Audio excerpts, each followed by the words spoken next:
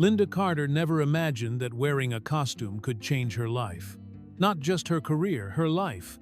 She became Wonder Woman for a generation, the face of power and poise. But that image came with a price. For years, she smiled through it. Through the headlines, the stares, the way men spoke about her. She was supposed to be strong. She was supposed to be grateful. She was supposed to take it. And for a while, she did. But at 73, Lynda Carter finally revealed the truth behind the costume. What it felt like to be every man's fantasy and no one's priority. This is the story of what it cost her to play the most powerful woman on television while feeling powerless behind the scenes. Before she became Wonder Woman, Lynda Carter was just trying to be seen. Born in Phoenix, Arizona, in 1951, she was drawn to music before acting. She performed in bands, sang in lounges, and tried to break into entertainment through any door that would open. In 1972, she entered the Miss World USA pageant and won. That crown gave her visibility, but it didn't give her power. Hollywood didn't care much about what she could do. It cared about how she looked. She took small roles in television, bit parts, commercials. Her break came in 1975, when producers were casting a live-action television version of Wonder Woman. They wanted someone striking, tall, all-American. The role required someone who could fill out the costume literally and figuratively. Lynda was beautiful, poised, and photogenic. But she wasn't an experienced actress. She was cast anyway. And just like that, she became a star. The pilot aired in late 1975. The full series followed in 1976. Overnight, she became the face of female strength. Wonder Woman wasn't just a television show. It became a symbol for girls, for women, for anyone craving a heroine. And at the center of it all was Lynda Carter. But from the beginning, there was a disconnect between what the role meant to audiences and what it felt like for the woman living inside it. She was praised constantly, but for her body. Articles focused on her legs, her waist, her figure. The famous red, gold, and blue costume, strapless, tight, cut high on the thigh, became iconic. But it wasn't made for comfort or dignity. Lynda later said that the costume left her feeling exposed. Paparazzi regularly tried to photograph her in compromising positions.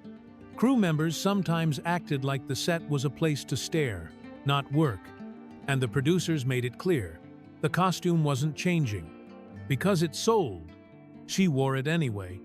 Not because it made her feel powerful, but because she didn't feel like she had a choice. In the 70s, actresses didn't speak up without consequences. Women who complained were labeled difficult or ungrateful.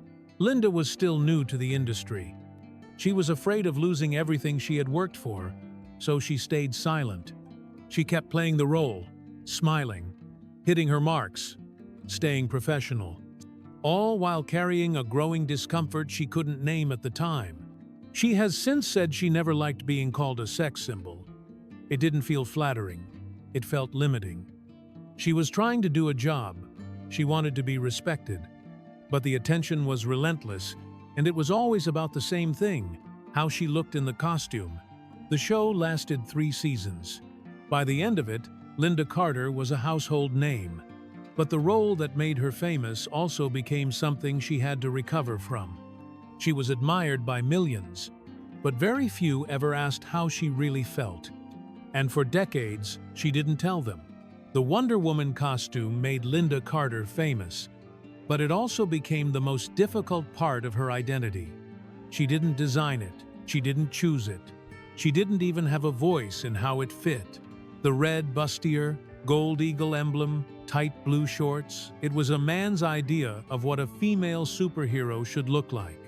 Sexy, eye-catching, marketable. She wore it because she had to. But as the cameras rolled, and as magazine covers piled up, Lynda Carter was learning in real time what it meant to be seen and not heard. She later described the attention that followed as invasive. The costume may have made her look powerful, but it made her feel exposed, vulnerable, as though her body was no longer her own. Paparazzi tried to photograph her from below, waiting for a misstep, a moment she didn't cover up. She once said she felt hunted, and the discomfort wasn't limited to the press. On set, crew members would stare. Sometimes they whispered. Sometimes they didn't bother whispering at all. She had to move through those sets knowing eyes were always on her, not for her acting, but for how she looked in that costume. She couldn't ask for changes. If she did, she was afraid of being replaced. She was young. She was new. She didn't want to cause trouble, so she adjusted. Not the costume that was off limits, but herself. She learned how to stand in a way that kept her covered. She practiced how to sit without revealing too much. She started holding her breath during certain takes so the corset would stay tight. These weren't techniques of empowerment. They were survival strategies. She had been hired to portray strength, but the experience was eroding her confidence. She began to separate the version of herself the public saw from the person she really was. Lynda Carter, the woman, was fading behind the image of Wonder Woman. And yet, she stayed. She kept performing because she understood the impact. She saw what the character meant to girls. She heard from women who said they had never seen someone like them strong, feminine, central on television before. That mattered to her. It still does. But the truth she now tells at 73 is that it didn't always feel like a celebration. It felt like a contradiction. She was supposed to be powerful, but she wasn't protected. She was supposed to be inspiring, but she was uncomfortable in her own skin. The image of Wonder Woman was polished, posed, and perfect. The reality behind the scenes was silent discomfort, quiet fear, and a growing awareness that the industry valued what she looked like more than who she was. It's something many women recognize, whether they wore a costume or not. That pressure to smile, to stay pleasant, to carry the discomfort without complaint. Lynda Carter did it for years, and she did it well. But even now, all these decades later, when people talk about Wonder Woman, the first thing they mention is still the costume. They don't ask how it felt to wear it, or what it meant to be inside it, trying to hold on to a sense of self. That part, the human part, was never part of the story. Until she made it one. Lynda Carter wasn't the only woman in Hollywood who felt objectified in the 1970s. But she was one of the few with her own series, her own spotlight, and, from the outside, what looked like control. Inside, it was a different story. She didn't speak out about what she endured while filming Wonder Woman, not during the show's run, not for decades afterward. Because the truth was, there was no space for that conversation then. No support system.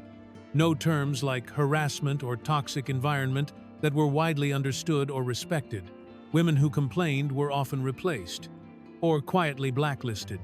And Lynda Carter had worked too hard to get there. So she said nothing. She kept going to work, day after day, knowing that any protest, even a small one, might be taken as ungratefulness. She smiled for the press, posed for magazine covers, signed photographs that highlighted her body more than her performance. She swallowed her discomfort because that's what women were expected to do. There were moments when she felt it in her bones, that ache of being seen but not understood, admired but not respected, praised but only for how she looked in the frame. She didn't feel heroic. She felt erased. Years passed, and the silence hardened.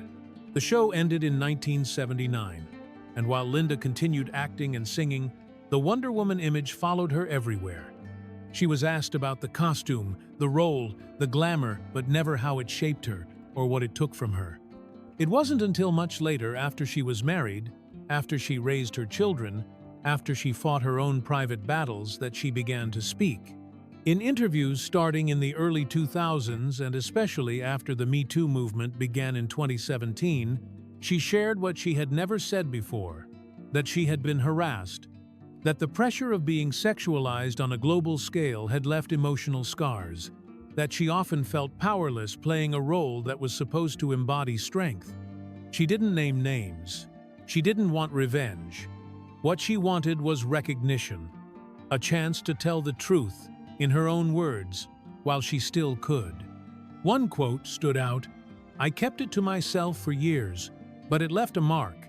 For the first time, audiences began to understand the divide between the icon they admired and the woman who lived behind that image. It resonated, not because it was shocking, but because it was familiar. Women who grew up watching her began to see the parallels in their own lives. The times they stayed quiet, the moments they felt watched, not heard. The years they carried pain they were told to ignore. Lynda Carter didn't scream. She didn't accuse. She told her story gently, but every sentence carried weight, because it had taken her a lifetime to say it out loud. And once she did, something shifted. Wonder Woman, the image, remained a symbol of strength. But Lynda Carter, the woman, became something even more powerful, a symbol of truth, of survival, of what it means to look fearless on the outside while learning how to heal on the inside. For decades, she was silent. But silence was never the whole story. By the mid-1980s, Lynda Carter's public image was still pristine. But privately, she was unraveling. The years of silent discomfort, the pressure to be perfect, and the weight of being objectified had taken their toll. Behind the grace and glamour, she was struggling with something darker, something harder to name. She was drinking, heavily, and hiding it. She later admitted that alcohol had become a way to numb the feelings she hadn't been able to voice, not in the press, not on set, and not even to herself. For years, she kept up appearances, but her personal life was breaking down. Her first marriage ended in divorce in 1982. Her career slowed. She was still working, still performing, still loved by fans, but something inside her had gone quiet. She was tired of pretending. The turning point came in the late 90s. She met Robert Altman, a businessman, not an actor, not part of the Hollywood machine. He didn't want her to be Wonder Woman. He just wanted her to be Lynda. They married in 1984. And over time, she says, he became the person who helped her face what she'd been running from. With his support, she entered recovery. She stopped drinking. She confronted the pain she had buried for decades, the discomfort, the fear, the years of being seen but not heard. In sobriety, she began to reconnect with herself. Not the actress, not the image, but the person. She once said, "My husband asked me to stop drinking. He said, 'I love you too much to watch this.' And I stopped. Just like that. It was the right moment. I was ready to be myself again." For Lynda, reclaiming her life didn't mean rejecting Wonder Woman. It meant reinterpreting her. She began using her platform to speak honestly about addiction, about boundaries, about what it means to be both admired and invisible at the same time. She didn't need the costume anymore. Her strength was no longer tied to how she looked or what role she played. She sang, she performed, she raised her children. She lived a quiet life in Washington, D.C., far from the flash of Hollywood, and she did it on her terms. But the shadow of that early fame never fully disappeared. She was still invited to comic conventions, still asked about the costume, still called the original Wonder Woman, and she accepted it with new clarity. She no longer needed to pretend the experience was perfect. She could honor what it meant to others while telling the truth about what it cost her. That balance between the symbol and the woman became her legacy. Then, in 2021, Robert Altman died. The man who helped her heal was suddenly gone. She was devastated. She called him the love of her life, the one who truly saw her. And his loss reopened the quiet grief she thought she had buried long ago. But this time, she didn't go silent. She spoke openly about mourning, about aging, about feeling lost without him. And in those moments, something remarkable happened. The world stopped seeing her as just Wonder Woman. They saw her as human. Lynda Carter had spent decades being admired, but it took a lifetime for people to start listening. Lynda Carter is 73 now, and the way she speaks about her past is different, clearer, stronger, more certain of what really happened and why it matters. She still honors Wonder Woman. She always has. She knows what the character meant to audiences. She knows what it meant to girls in the 1970s to see a woman front and center saving the day. She's proud of that. Proud to have given people something to believe in. But she no longer hides what it took to be that person. When people now ask her about the costume, the fame, the fantasy, she doesn't deflect. She tells the truth. She said, without hesitation, that the attention she received wasn't empowering. It was objectifying. That wearing the costume didn't make her feel strong, it made her feel watched.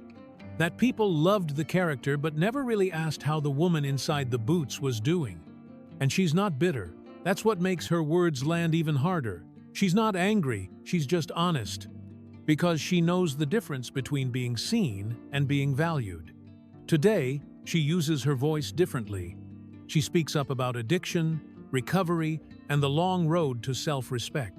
She shares her grief, her love for her late husband, her belief that strength doesn't come from costumes or headlines, it comes from knowing who you are. She's also spoken out in support of women still fighting to be heard in Hollywood and beyond. She's stood by the Me Too movement. She's supported trans rights. She's advocated for survivors, not for attention, but because, after years of silence, she understands how precious a voice can be. And maybe that's the full circle. She started her career in a world that only wanted her for how she looked. But she has spent the second half of her life showing people what real strength looks like. Quiet, steady, resilient. Without the lights. Without the lashes. Without needing to pose. She still performs. Still sings. Still smiles when people call her Wonder Woman. But now, the costume doesn't define her. Her story does. And for the women who watched her back then, the ones who saw strength in her even before she saw it in herself, that story still matters. Because behind every icon is a person, a life, a history full of pressure, pain, endurance, and grace. Lynda Carter didn't break the silence for sympathy. She did it for truth, for the generations who came after her, and for the version of herself who once stood on set, in a costume she didn't choose, wondering if anyone would ever see the woman behind the hero. Now they do. She became famous for playing Wonder Woman, but the real power came years later when she finally told the truth about what it cost. At 73, Lynda Carter is still teaching us what strength looks like. Not just in what you survive, but in what you're finally willing to say out loud. For more emotional stories, check out this video.